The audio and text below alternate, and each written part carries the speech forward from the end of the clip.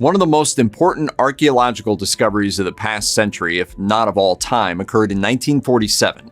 Our understanding of the Bible completely changed, and it happened because of a sheep. This amazing discovery happened when a Middle Eastern shepherd found some forgotten-about jars in a forgotten-about cave near the Dead Sea, when, in search for a lost sheep from his flock, took a stone and threw it into a cave and heard the sound of broken pottery. Inside those jars were thousands of parchment scrolls dating back 1,800 years. The significance of the scrolls was initially lost on the people directly associated with them, and the scrolls were purchased by an antiquities dealer who later resold them. A cobbler with an interest in antiques bought a few and in turn sold them to a Syrian Orthodox archbishop for less than $100. In 1954, the archbishop ended up selling those 4 scrolls in the classified ads to Yigael Yadin, an Israeli archaeologist who paid $250,000 for them. Finding the Dead Sea Scrolls marked a significant leap forward in the history of the Bible. They helped to provide evidence and insights into the life of a Jewish community that lived around the time of Jesus.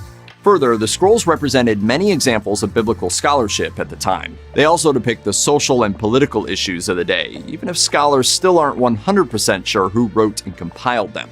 According to the Leon Levy Dead Sea Scrolls Digital Library, researchers have now sorted the scrolls into several categories and subcategories, and a good portion of the documents are given over to biblical scrolls.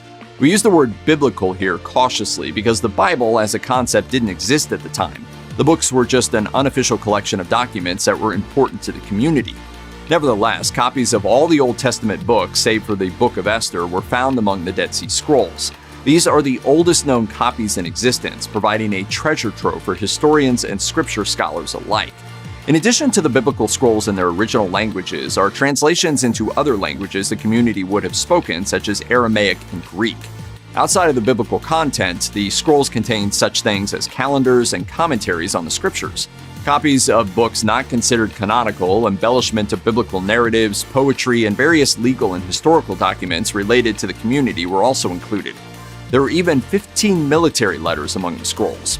The scrolls probably belonged to a Jewish philosophical sect known as the Essenes, a group known for its commitment to sanctity. And the collection of scrolls also contains treasure maps, purportedly guiding the user to hidden caches of gold and silver. So far, none of those treasures have been found.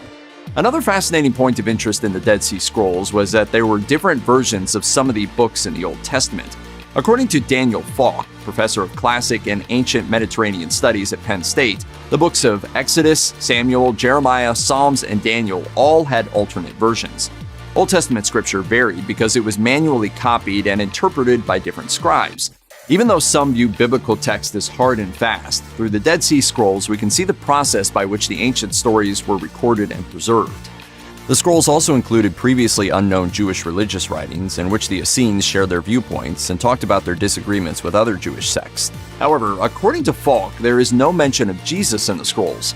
Rather, it's an insight into the world in which Jesus lived. Professor Falk wrote for the website to The Conversation, both the Essenes and the early Christians believed they were living at the time foretold by prophets when God would establish a kingdom of peace, and that their teacher revealed the true meaning of Scripture. Most importantly, the scrolls help explain why Jesus' teachings and message attracted disciples. It's clear that people were expecting a Messiah. Check out one of our newest videos right here. Plus, even more grunge videos about world history are coming soon. Subscribe to our YouTube channel and hit the bell so you don't miss a single one.